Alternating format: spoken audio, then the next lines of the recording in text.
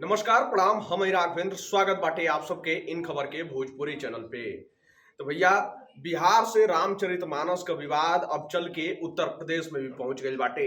बिहार के शिक्षा मंत्री द्वारा रामचरितमानस के लेके विवादित बयान दियल गई। ओकरे बाद बिहार के राजनीति में भूचाल आ गई।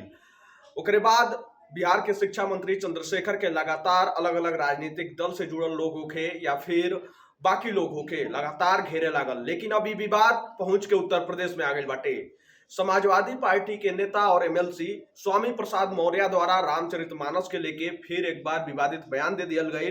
उनके द्वारा एगो मीडिया चैनल से बातचीत करत समय कहल गई कि भैया, रामचरितमानस कई लोग यानी कि कई करोड़ लोग पढ़वे नहीं करेला और रामचरितमानस में कई गो ऐसा चौपाई बाटे जेके लेके उनके आपत्ति बाटे। और ई रामचरितमानस तुलसीदास जी अपने खुशी खातिर लिखले रहना। रामचरितमानस पर तो उनके द्वारा इहो कह दियल गई कि सरकार के पर संज्ञान लेवे के चाहिए और आपत्तिजनक जो चौपाई बाटे या तो ओके हटा देवे के चाहिए या फिर रामचरितमानस के ही बैन कर दियल जाओ। उनके द्वारा कहल गई कि भैया, रामचरितमानस के माध्यम से ई लिखल बाटे कि ब्राह्मण कितना भी अहंकारी होखे या असंस्कारी होखे या फिर दुराचारी होखे, ओकर सम्मान करे के चाहिए और पूजनीय बाटे। जबकि एक जाति विशेष धर्म खातिर यानी कि शूद्र के अधम बतावल गई बाटे और कहल गई बाटे कि शूद्र अगर कितना हो ज्ञानी होखे या विद्वान होखे, ओकर सम्मान न कल जाओ। ये तरीका का एमे लिखल बाटे, तो एकर हम कैसे सम्मान कर सकेनी। वहीं स्वामी प्रसाद मौर्य द्वारा धीरेन्द्र कृष्ण शास्त्री के बारे में बातचीत कल गई। धीरेन्द्र कृष्ण शास्त्री के बारे में बातचीत करत समय कहल गई कि भैया, धर्म का ये लोग ठेकेदार बनल बाटे लोग, लेकिन धर्म के ये लोग बदनाम कर रहा बा लोग। आप सबके बता दी कि रामचरितमानस के ऊपर ही बयानबाजी के बाद अब फिर एक बार उत्तर प्रदेश में भी सियासत गरमाए वाली बाटे और लोग का टीका टिप्पणी भी आयल शुरू हो गई बाटे। स्वामी प्रसाद मौर्य कई पहली बार नहीं खे जब भगवान राम या रामचरितमानस के लेके कोनो टीका टिप्पणी कैले होखे। इससे पहले भी बीजेपी के घेरत हुए भगवान राम के ऊपर भी टीका टिप्पणी कैले रहना। आप सबके बता दी कि रामचरितमानस का विवाद शुरू भइल बिहार से, जहां बिहार के शिक्षा मंत्री द्वारा रामचरितमानस के लेके एगो विवादित बयान दियल गई और ये बयान रहे नालंदा ओपन यूनिवर्सिटी के दीक्षांत समारोह में।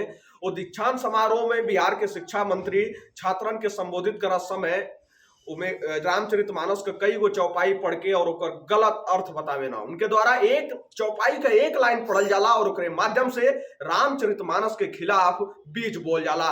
आखिर राजनीति करे खातिर राजनीति करे वाला लोग कितना निम्न स्तर तक गिर सकेला, आप सब भी जान सकेनी। शिक्षा मंत्री द्वारा कहल गई कि भैया, रामचरितमानस एगो निम्न वर्ग यानी कि समाज के एक तबका खातिर शिक्षा ग्रहण कैले से रोकेले और वही बात के इजा स्वामी प्रसाद मौर्य द्वारा भी दोहरावल गई कि रामचरितमानस में शूद्र के अधम बतावल गई बाटे और ये कहल गई बाटे कि भैया, एक धर्म विशेष के शिक्षा ग्रहण कैले से रोकेला। जबकि आप सबके सामने हम एगो इससे पहले भी वीडियो लाके समझौले रहनी कि भैया, वो रामचरितमानस का चौपाई का बाटे पूरा और ओकर अर्थ का बाटे, असली मतलब का बाटे। जबकि राजनीति करे वाला लोग राजनीति की निम्न स्तर पे पहुंच गई बाटे, कैसे अपन वोट बैंक बनावे के बाटे और भगवान राम और रामचरितमानस के बदनाम करके अपन रोटी कैसे सेके के बाटे, यही के बारे में राजनीतिक दल के नेता लोग सिर्फ सोचेला। आप सबका क्या राय बाटे पर अपन राय कमेंट बॉक्स में जरूर बताएं। फिलहाल ये खबर में इतना ही। देश दुनिया से जुड़ल तमाम खबर देखे खातिर आप सब जुड़ल इन खबर भोजपुरी के साथ। तब तक खातिर नमस्कार।